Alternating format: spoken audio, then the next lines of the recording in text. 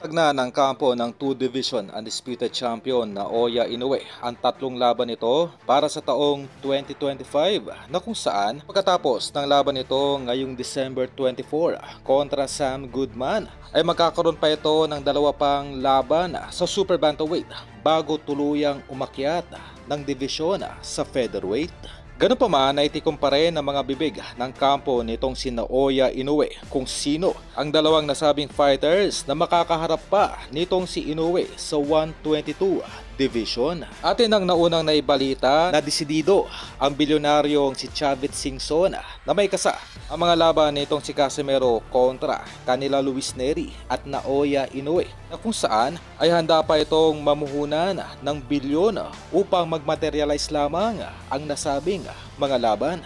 At sa huling balita ay masamang loob ng ating former 3 Division champion John Riel Casimero sa tuloy-tuloy na paglagapak ng rankings nito sa WBO na kung saan mula rank number 3 ay bumaksak pa ito sa rank number 6 at sa latest rankings ito ay muling lumagapak sa rank number 7.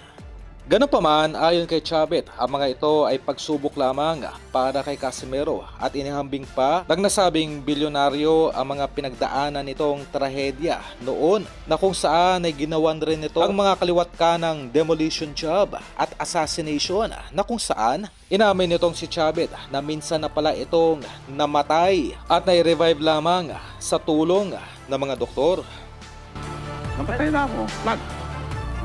Actually, namatay ka na. Yeah. Nag-flatline ka na. Flatline. Nawala na ng tibok ang puso Wala mo. na. Kailan nangyari yun? Way back in 1985. Bakit dibdib ko? Para sumisikip. Buhatin niyo ako. Binuhat nila. Nabuhay ako. Sa pangatlo yata na gano'n nila.